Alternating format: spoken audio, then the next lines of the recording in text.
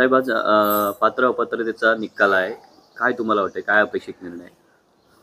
असं आहे की हे जे शिंदे गटाचे आमदार आहेत की ज्याच्यामध्ये एकनाथराव शिंदे सुद्धा स्वतः आहेत, ते नियमानुसार, कायद्यानुसार, घटनेनुसार आणि पक्षांतर्गत बंदी विरोधी कायद्यानुसार जर अध्यक्षांनी निर्णय दिला तर ते 100% अपात्र होतील. मी सुरुवातीपासूनच हे सांगत आलो आहे की हे आमदार अपात्र होणं हे केवळ शिवसेनेवर परिणाम करणारं अशा पद्धतीचं हे प्रकरण नाही. तर या संदर्भामध्ये काही चुकीचा निर्णय झाला तर संपूर्णपणे देशाच्या एकंदरीत लोकशाहीवर आणि पक्षांतर्गत बंदी विरोधी कायद्यावर हा परिणाम करणारा त्यांचा निर्णय असेल. आणि म्हणून हा निर्णय नियमानुसार, कायद्यानुसार आणि घटनेनुसार जर अध्यक्षांनी दिला तर 100% एकनाथ शिंदेंसह त्यांचे आमदार अपात्र ठरतील. शिंदे गट दावाही करत आहे की ठाकरे गटाचे आमदार आहेत ते अपात्र ठरतील. असं आहे की शिंदे गटा दावा काय करतंय याला कुठलाही कायदेशीर आधार नाही.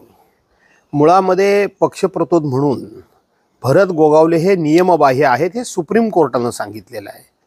सुनील प्रभू हेच खरे पक्षप्रतोद आहेत हे आम्ही म्हणतो नाही, तर त्याच्यावर सुप्रीम कोर्टानं देखील शिक्कामोर्तब केलेलं आहे. परंतु सध्या जर तुम्ही बघितलं तर सगळीच घटनात्मक पदं ही आता मोडीत निघालेली आहेत.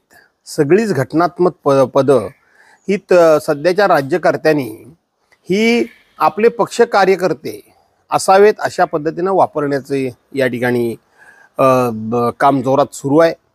मी सुरुवातीपासून एकमेव सांगणारा माणूस असा आहे की शेवटी नियम कायदा हे पाळणारे लोक आहेत का, आणि म्हणून देशाची लोकशाही आणि संविधानाचा सन्मान राखायचा असेल, सर्वोच्च न्यायालयाचा राखायचा असेल तर आम्ही अपात्र होण्याचा प्रश्नच उद्भवत नाही. अपात्र होतील ते शिंदे गटच अपात्र होईल, हे नियमाला धरून असेल.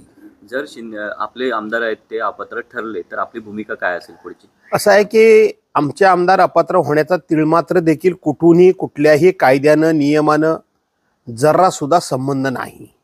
पण तरी देखील सगळे नियम आणि कायदे हे धाब्यावर बसवायचंच ठरवलेलं दिसतंय विद्यमान अध्यक्षांनी सुद्धा.